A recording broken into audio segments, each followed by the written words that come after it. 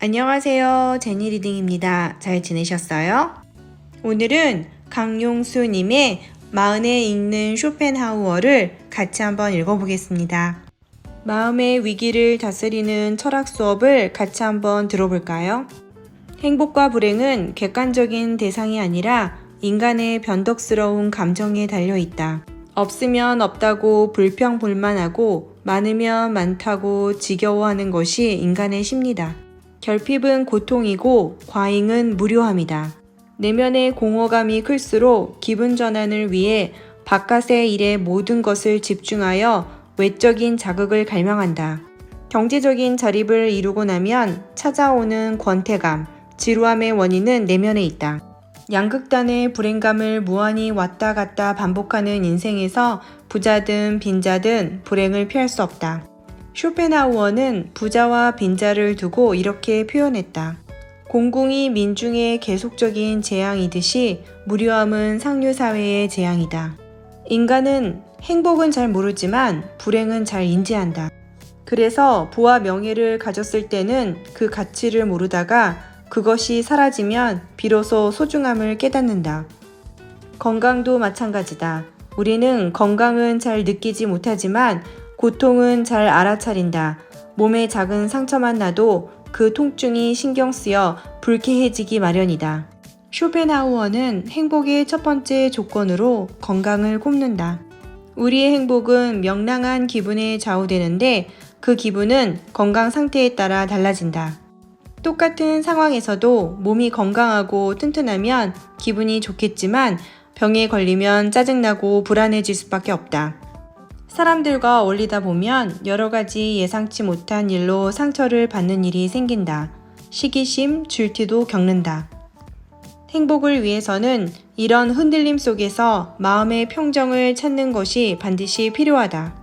음식을 절제하면 몸이 건강해지듯이 외적인 자극의 비중을 줄여야 마음의 평정을 얻을 수 있다. 첫째, 불필요한 인간관계를 정리하라.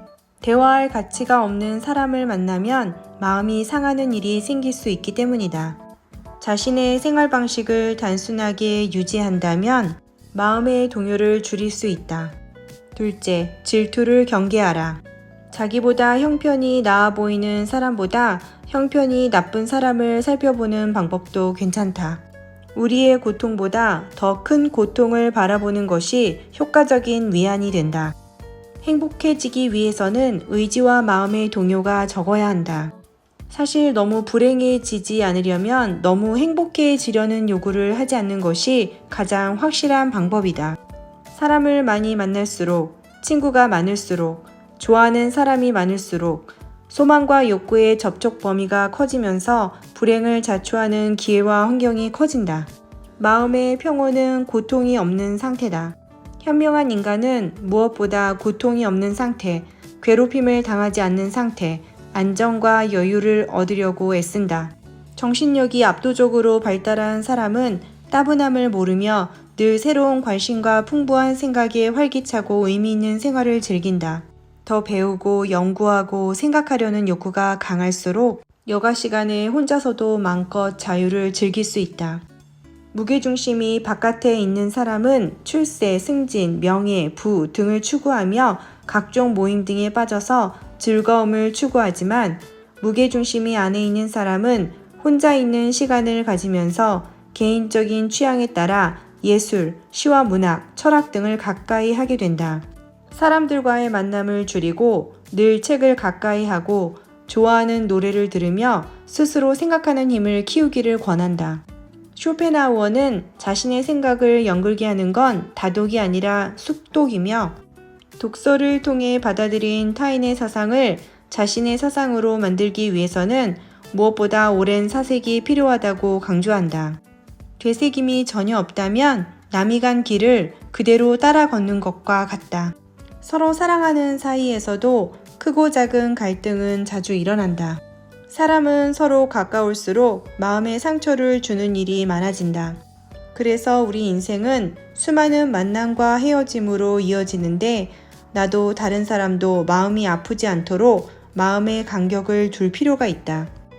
쇼펜하우어는 행복이란 많은 경우 결핍에서 충족으로 넘어가는 짧은 순간이라고 말한다.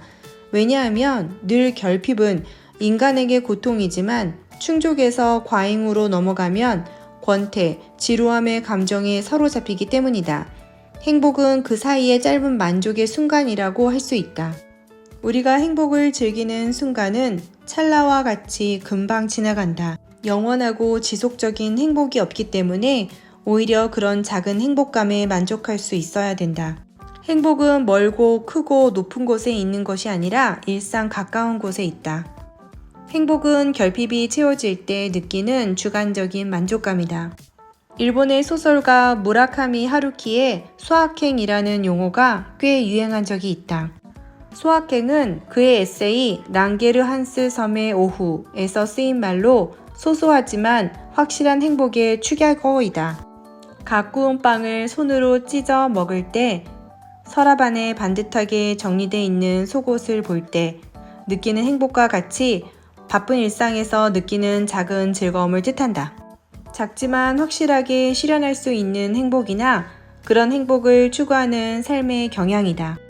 소소하지만 확실한 행복은 작은 만족에서 얻는다. 짧은 행복은 작을 수밖에 없다. 소식이 몸을 건강하게 하고 폭식이 건강을 해치듯이 행복은 소소한 것에서 찾아야 작고 짧은 행복을 즐길 수 있다. 행복은 늘 빠르게 지나가기 때문이다. 시간이나 젊음, 모든 것은 잠깐 머무르다 떠나가기 때문에 작은 쾌락에 만족할 줄 알아야 된다. 갈증을 채워주는 커피 한 잔이 정말 우리를 행복하게 하는 것처럼 말이다. 짧은 만남, 인연이 주는 작은 즐거움에 감사할 수 있어야 된다. 감당할 수 없는 너무 큰 행복, 만족은 따분함을 가져와 새로운 것을 찾게 만든다. 스티브 잡스는 매일 아침 거울을 보고 만일 오늘이 인생의 마지막 날이라면 오늘 하려던 일을 할 것인가? 라는 질문을 던져서 만약 노라는 생각이 떠오르면 그 일을 하지 않았다고 한다. 하루하루를 자신의 마지막 인생으로 생각한 것은 쇼펜하우어의 명언과 닿아 있다. 이렇게 해서 마흔에 읽는 쇼펜하우어를 다 읽어보았습니다. 어떠셨나요? 마흔은 가장 열정적으로 살아가는 인생의 황금기이자 인생은 고통이라는 인식에 도달하는 시기이기도 하다고 합니다. 그래서 쇼펜하우어의 진짜 행복을 위해 인생의 무게중심을 자기 밖이 아닌 자기 안에 두어야 한다고 하는데요. 하지만 우리는 행복을 찾아 밖에서 헤매고 있습니다. 모임이나 친구들의 만남이 끊임이 없고 물건을 구입해 행복을 계속해서 추구하는 등 외부에서 행복을 채우려 노력했는데요. 이것들은 한순간이고 오히려 잦으면 잦을수록 고통이 뒤따른다고 합니다. 외부의 자극이 적을수록 고통의 빈도가 적어지니 마음이 꽉 찰 수 있는 시간을 많이 가져야겠습니다. 그러기 위해서는 똑같은 결론에 도달하게 되는데요. 건강을 위한 시간 투자, 그리고 좋은 독서와 명상을 통한 정신적인 순화인 것 같습니다. 여러분의 생각은 어떠신가요? 저와 이렇게 계속 책을 읽고 싶다면 좋아요, 구독, 댓글 남겨주세요. 다음에 또 만나요.